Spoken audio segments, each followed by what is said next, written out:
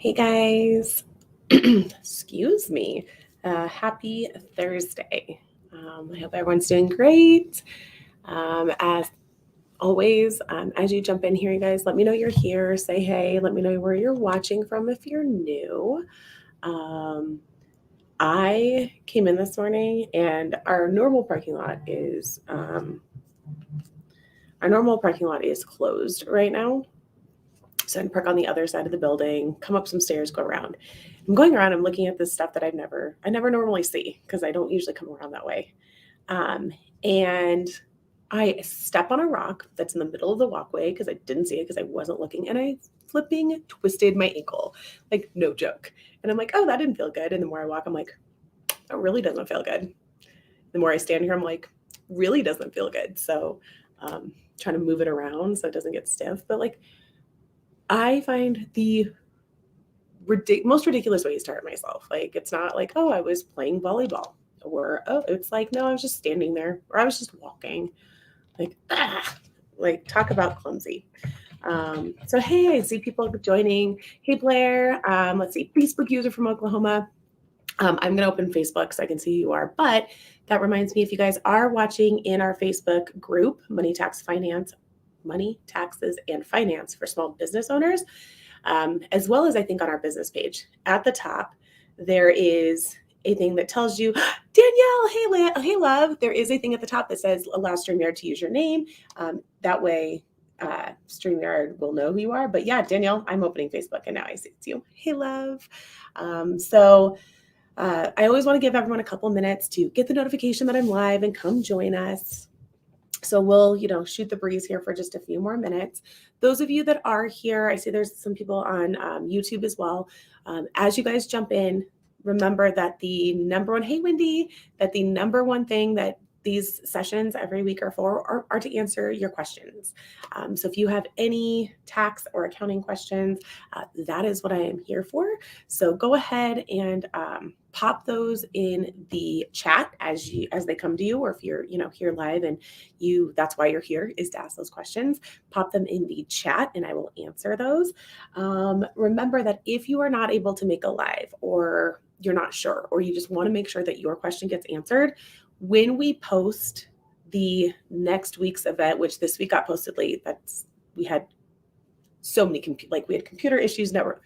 It's been a week. Okay, it's been a couple weeks. Let's be honest, it's been 2 years, but the last few weeks we've had some computer issues and whatnot. So anyway, normally I try to get them posted by the weekend before we go live. So if you find that event in our Facebook group, Money, Tax, and Finance for Small Business Owners, and you find the upcoming event, and you post your questions there, you'll get your question answered. All right. So that way, if you just aren't sure you're going to make it live, or you just want to make sure that question gets answered, that is the best place to put it. Otherwise, if you join us live, put them in the chat and I will answer them. We do have some updates to talk about. Okay. So first, last week, I think as I was live, let me pull it up.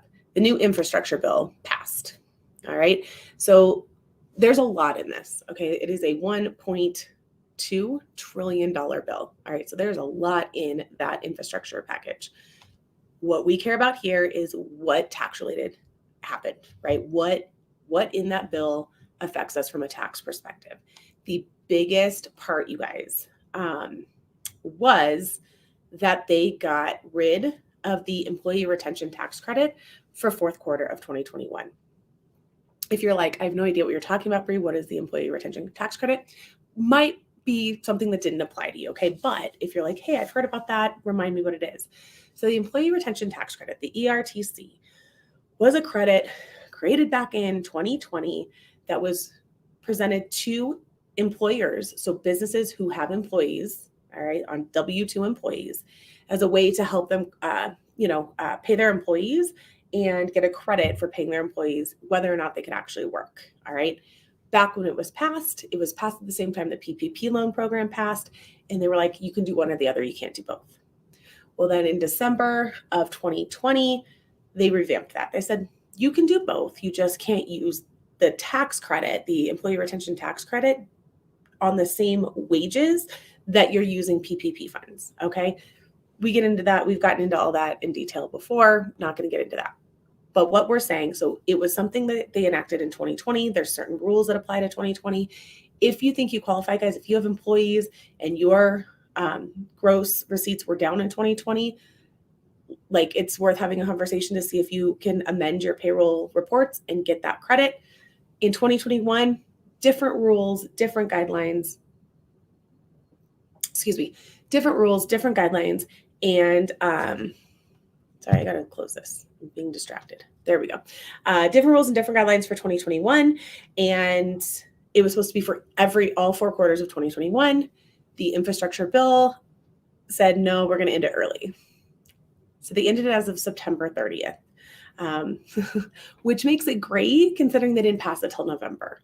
You can just imagine the craziness that this has caused some employers, right?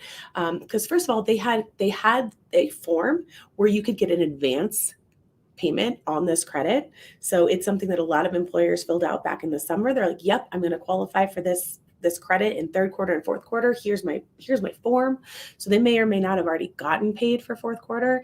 And now Congress is like, actually, it only goes through September 30th. So 4th quarter doesn't count. So what happens? You pay the money. Hot mess. Okay. So just know if the ROTC is something you have been utilizing in 2021 because your receipts are down compared to 2019, it doesn't exist in 4th quarter. If you got an advance payment, you're going to have to pay it back. It's unfortunate because if you think about it, they didn't pass this till November 11th. So we're already halfway through 4th quarter when they say you don't get it right now, right? People have probably already processed payroll, getting the credit. Like, what a mess. Okay, what a mess. So that is really the only piece of that infrastructure bill that passed last week that applies to taxes. All right. The other thing that is in the House right now, or in House and Congress, let's just call it Congress because I'm good at taxes. I'm not great at political science. Is the Build Back Better spending plan. All right, the Build Back Better plan. And this one, you guys, it's just a bill. It is not passed yet. They're hoping to pass it. So we're not going to dig into it too much because, I don't like to dig into things that aren't actually laws yet.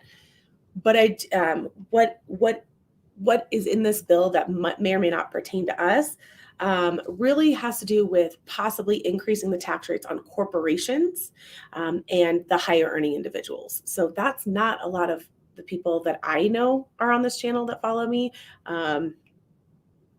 We most of our businesses are partnerships, single member LLCs, and S corps. Not going to apply to them, not those flow throughs. Okay. They're talking about raising the tax rates for C corporations. So if that is you, definitely want to keep an eye on this Build Back Better plan or Build Back Better Act as it passed, to see what actually passes and what doesn't. Also, those high earning individuals, what is defined as a high earner is definitely something that will be discussed and adjusted before this becomes a actual law. So something to keep an eye on if you're a corporation, a C corporation, not an S, or a high earning individual. Again, there's not a whole lot of you in here. So not anything in that Build Back Better Act that I'm too concerned about as it stands now. All right. So those are the 2 big updates for this, what Congress is working on. So there was another thing that happened this week. The IRS. So for any of you guys that have to deal with the IRS online, right? If you have that portal for the child tax credit update, if you have an online IRS account, if you're ever trying to get your transcripts personally online, if you have to get an identity protection PIN because your identity was stolen, or if you have an online payment agreement, okay? Any of these things, as a taxpayer, you likely have some sort of online account that exists with the IRS. This week, they unveiled a new online identity verification process for accessing those self-help tools. I have not had the opportunity to go in there and see, is it good, is it not, how is it working? But I also haven't seen any emails that are complaining about it. So I don't know if that means none of my clients and none of my watchers are actually, in that system yet, or if it actually works, but just something to kind of be aware. if you have an online account with the IRS for any of those reasons, again, child tax credit update portal, an IRS online account, an account to pull your transcripts, to get an identity protection PIN, an IP PIN, or an online payment agreement, those online identity verification questions have changed. All right. One thing I want to talk about that I don't know if I've talked about at all, and if I did, it was earlier in the year, is to remind you guys, those of you that are business owners, about the increased meals deduction that is available for you this year, 2021, and next year, 2022. So the normal, another history lesson, not history lesson, but there used to be meals and entertainment, right? And you were limited to 50%. So whatever your business spent on meals and entertainment, you got to deduct 50% of that, whatever that expense was each year as a business deduction. The Tax Cuts and Jobs Act of 2018 got rid of the entertainment part, meaning no more golf, green fees, no more Broncos season tickets, no more, what else do you do for entertainment? Top golf, if you have a Top Golf, right? No more entertaining your clients or your, and being deductible to the business. Meals was still, and still is, deductible. So, taking clients out for meals, maybe taking potential clients out for a business meal meeting, and excuse me, and those meals were 50%, still 50% deductible, just as they've always been. The exception that has existed since the Tax Cuts and Jobs Act is staff holiday parties. If you have a staff holiday party, it is 100%. Okay. So that's the law. That's what we're used to. In 2021 and in 2022, you guys, money paid for meals from restaurants, that is the key, food or beverages from restaurants, is going to be 100% deductible. Okay, I'm going to say it again. Food and beverages from restaurants is going to be 100% deductible, or is. It currently is. It is in 2021 and it will be in 2022. Makes sense. They want businesses to go back out and support local restaurants, right? So the questions we've gotten, like, wait, does takeout count? Does, I've gotten a lot of, does this count? And what I have read through the guidance, through trainings, all that stuff is, as long as it comes from a restaurant, okay? And I believe food trucks are considered restaurants. That's like the number one question I've been getting. But if it comes from a restaurant, it is going to be 100% deductible. All right. Does this leave a lot of gray area? Absolutely, right? But, this all comes down to the degree that you guys, as the taxpayer, what degree of risk are you willing to take on this? And keeping in mind that if you take 100% deduction and the IRS later does examine your return and later does decide that it shouldn't have been 100% because it wasn't a restaurant that you paid, your food or beverage, that you buy your food or beverage from, the other 50% is going to be, that deduction is going to be removed. So just some advice there. They've also passed that 100% deduction through to the per diem. So if you do any per diem for your employees, that exists as well. And then let's see. So the only other things I want to chat about, and I don't see any questions yet. So guys, reminder, if you have questions, that is what we're here for. We still got 15 minutes left. I have one more update to chat with you guys about. So if you have any sort of questions, accounting, tax, 2021, 2020, your choice. Please don't. I'm trying to finish up 2020. I hope you don't have 2020 questions, but 2022. Then I'll give you just a few updates on what we're doing here at Beers and Associates. So the other two updates I want to let you guys know about, it is only for my California and my Mississippi taxpayers. All right. And I do know that there are some of you in this community. So earlier this week, in fact, yesterday, the IRS stated that all of Mississippi now qualifies for expanded Hurricane Ida relief, meaning that your September 15th and October 15th deadlines, so if you missed your 2020 filing deadlines for September 15th and October 15th, or you missed your payroll deadlines, all of those deadlines have been extended to January 3rd. All right. So that is there. So if you are in Mississippi and you have more questions about this, let me know. And then in California, there is more wildlife relief, wildfire relief. Same thing, September 15th and October 15th deadlines have been extended to January 3rd for certain areas. I think there's a map online to figure out if you're in California, to figure out if you're in those areas that got that relief. So again, this only matters if you had a tax return that was due September 15th or October 15th that you didn't get filed, and you don't want those late payment penalties. You get till January 3rd to file those if you're in these certain areas. Cool. All right, let me make sure I got everything. Looks like I talked about everything. Blair, yes, listening. So let's see. Hi, Mark, how are you? Let's see. So Wendy says, any rumors on filing date changes? So other than the ones I just mentioned for those disaster relief areas, I haven't heard anything.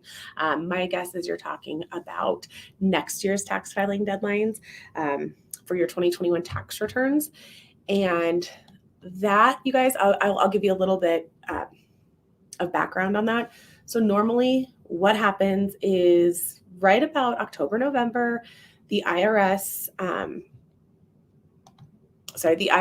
issues the draft of all the tax forms. All right. And those are out. The draft 1040, I looked at it a couple weeks ago. It's out. It's available. Funny side story, guys. Okay. So the 2018 Tax Cuts and Jobs Act, one of the two big things that they really, passed on was the standard deduction was higher, right? So less people were going to have to itemize to take benefit, which is true, still holds true. Less people are itemizing, more people taking standard deduction. The other part was, do you guys remember the postcard 1040, right? So for those of you that don't have a tax preparer or don't do yours electronically, I don't know who does that still. Like that gives me my heart race thinking about mailing your tax return in. But anyway, the whole point was the 1040 is now a postcard, right? It was a half a sheet of paper. However, 2018, 2019, 2020, each year they've added more required schedules to support that 1040. So the 1040 has gotten longer and there's required schedules that report what used to be on the 1040. So I think in 2017, I want to say the 1040 was 3 pages, maybe 4. This year, the 1040 plus the required schedules. So not your Schedule A if you itemize, right? Because if you don't itemize, that's not required. We're not talking about Schedule C if you have a business. We're talking about the required schedules, even if you have nothing extra. So it's schedules 1, 2, and 3. So the 1040 plus those required schedules, you guys, is 8 pages this year. 8. So I think it's funny. It's not funny. It's not funny at all, but they tried to make it simple. And the problem with trying to make the form simple is that the law is not simple. There's too many loopholes, too many exceptions, too many things. So for the IRS to try to reconcile what taxes actually do and what income is actually being reported all on a half a sheet of paper is just darn near impossible. So 8-page 1040 with schedules this year. Where was I going with that? Oh, updates, talking about updates. And so normally what happens, we about this time get the draft 1040, the draft returns. And then in January, usually, let's look at a calendar, but usually the last week in January is when, so the 24th would be the day that the IRS says you can now file 1040s. That's the date. Usually that last week is the day that their system is ready to accept 1040 returns. Business returns, 1120s and 1120Ss and 1065s, usually earlier, usually middle of January, you can file those. So if you have a business that has a separate return, guys, get your books closed, get your bookkeeper, or get on it, get that stuff done. Because whether I'm your tax preparer, you do your own taxes, or you have another CPA or tax preparer that does your taxes, if you can get that into them in the first couple of weeks of January, they're going to love you. Because, January 1st rolls around, and as tax preparers, we're like, it's go time, let's go. But it's crickets for a few weeks, right? Nobody has their stuff done because it takes time to close your books, right? So second, third week in January, businesses kind of start peeking through. But usually with the 1040s, it's not till at least the beginning of February because you have to get all those forms, right? And those forms aren't required to be filed until the end of January. So anyway, back to the timeline. I swear there's a point here, right? So the IRS usually starts accepting 1040s the last full week in January.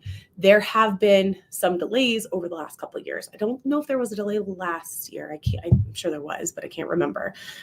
With the Tax Cuts and Jobs Act, there was a huge delay. Right now, doesn't seem like there's going to be a delay. Any changes we've had so far this year, and we're talking child tax credit, unemployment, anything that's happened early enough that the IRS was able to already catch it. Okay. However, depending on what this Build Back Better Act does, and depending on what their budget reconciliation does, by they, I mean Congress, depending on whether either of those two items include anything that affects us on the income tax level, that's what could delay filing deadlines. All right. And because if the IRS is not ready to accept returns that normal last week of January, and they have to push it back and that's what happened with the Tax Cuts and Jobs Act in 2018, guys. They passed that the last week in December. So the IRS had to scramble to update their system to make these changes. All right. And that's why there was a delay there. And then in 2020 and 2021, those filing deadlines were moved because of pandemic, because of COVID.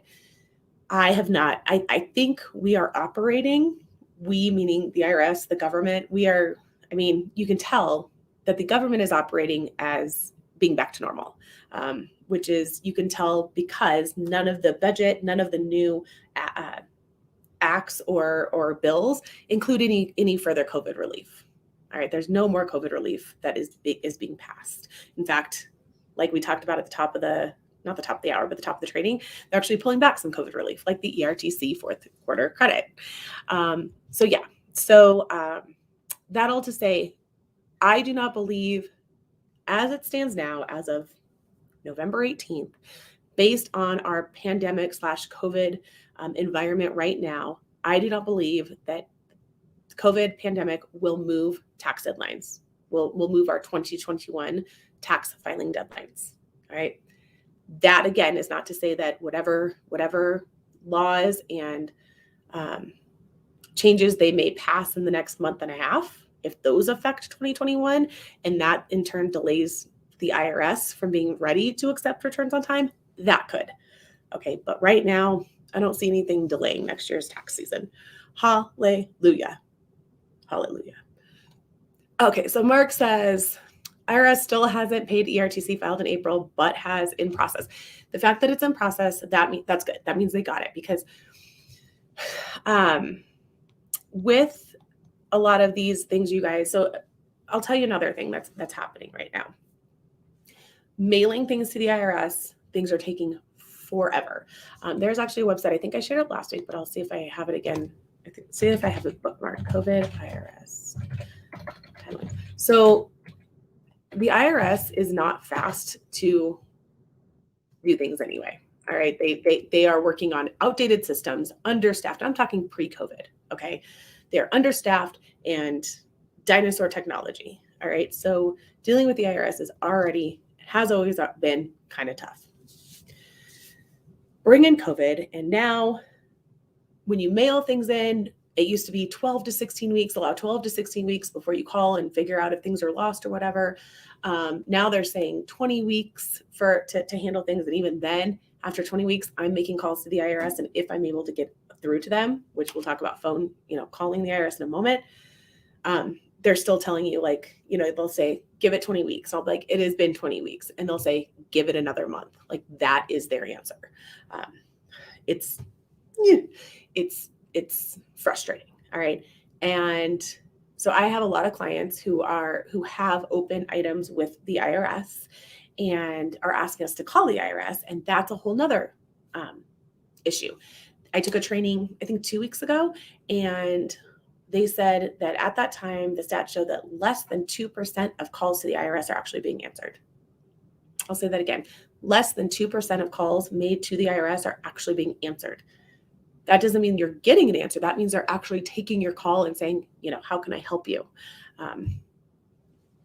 Then once you get in, it's a matter of actually seeing if they can help you. So guys, it's a hot mess. So for those of you, I know I'm getting a lot of, calls and stuff from potential clients who are leaving their old CPAs because they don't feel like their CPA is, doing this, that, and the other. If it has anything to do with the IRS, give your tax preparer a break. All right. Because it is a hot SHIT show. All right. It's a shit show. So, all right, we're almost at, we got a couple minutes. So, okay, Mark says, my CPA prepped our 941X for quarters 2, 3, and 4 of 2020. Okay, but we took account of netting out our deferred employer Social Security tax okay, because IRS would net it from the ERTC proceeds. Now it looks like I have to pay the deferral by December for IRS processor, not to be confused. Someday they'll pay us on the ERTC. Any advice? I don't have advice on that. So you guys, what he's talking about, again, he's going back to the ERTC, but there was another thing that passed back in 2020 that allowed you to defer paying. There were two parts. There was deferment on the employer portion of your Social Security tax, and I believe the employer as well. It's been a long time since I dealt with that part, Mark. Taking it way back. And what that was is it was your 2020 Social Security tax, and then you'd have to pay half of it by the end of 2021 and the other half by the end of 2022. So he's saying, okay, December's coming around. I have to pay that deferred Social Security tax, but I haven't gotten my ERTC back. What do I do? Honestly, you hope that dang ERTC money comes through. But that is a common problem that we're seeing across employers who took that deferral, who took advantage, of the deferral of the Social Security tax, but that with the assumption that, okay, I will get this ERTC back, I'll pay it, we'll be good. It's not working that way, is it? So, you still got another month before you have to go into like panic mode of finding the funds. But I would definitely start figuring out how much that December 2021 payment has to be, and find those funds, because you guys, if you did that Social Security deferral and you do not pay the 50% that is required by December, then it's all due. It's all due immediately, and we'll start assessing penalties and interest. Okay, so by all means, do whatever you can to make that deferral payment if you took advantage of that COVID relief option. All right, let me peek and see if I missed anything else. Mark, Blair, I love you. Let's see, Wendy, we talked about potential filing changes or not. All right, cool. I think we covered everything. Let's see. Mark says, bummer, hope and pray and grateful IRS. Yeah, here. So Mark says, bummer, hope, pray, and grateful IRS doesn't handle my health care. Yes. Difference are not that I'm not usually one to defend the IRS, but unfortunately the IRS is government funded, and your healthcare is private. So they should have the funds to not suck, right? They should have the money, because Lord knows we all pay a crap ton for our healthcare. So they should have the money to keep their systems up to date, right? Right.